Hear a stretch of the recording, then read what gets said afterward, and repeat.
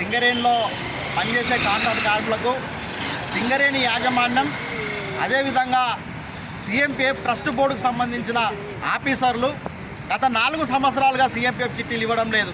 ఇదే డిమాండ్ మీద ఇప్పటికీ కనీసం ఒక 10 సార్లు మేము ఆయా సంబంధిత అధికారులకు మెమోరాండాలు ఇవ్వడం జరిగింది. సీఎంపీఎఫ్ చిట్టీలు అన్నిటి కూడా ఆన్లైన్, సీఎంపీఎఫ్ చిట్టీలే కాదు, ఇలా సీఎంపీఎఫ్ బుక్స్ కాదు, మీ సీఎంపీఎఫ్ అంతా ఆన్లైన్ చేస్తామని చెప్పేసి అధికారులు హామీ ఇవ్వడం జరిగింది. కానీ నేటికి సీఎంపీఎఫ్కు సంబంధించినటువంటి వివరాలు ఆన్లైన్ కాలేదు.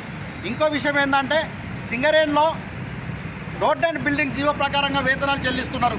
యాక్చువల్గా ఇవాళ మనకు పదో వేజ్ బోర్డు కాలం నుంచి సింగరేణి కాంట్రాక్ట్ కార్మికులకు, అన్ని డిపార్ట్మెంట్ కాంట్రాక్ట్ కార్మికులకు హై పవర్ కమిటీ వేతనాలు చెల్లించాలని డిమాండ్ చేస్తున్నాం.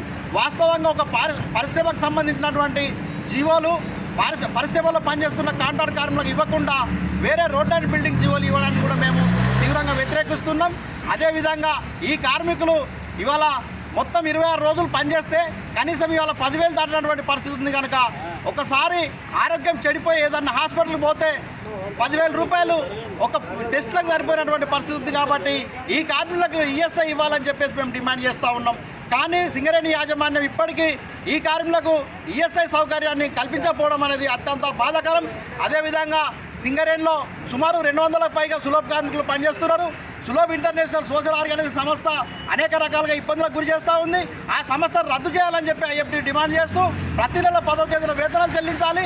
ఆ సులభ్ కార్మికులకు కూడా ఈఎస్ఐ పిఎఫ్ సౌకర్యం కల్పించాలని, అదేవిధంగా సింగరేణిలో ఉన్నటువంటి సులభ్ కాంప్లెక్స్లు అన్నీ కూడా రిపేర్ చేయాలని Singareni college contract workers union IFT తరఫున డిమాండ్ చేస్తూ ఉన్నాం.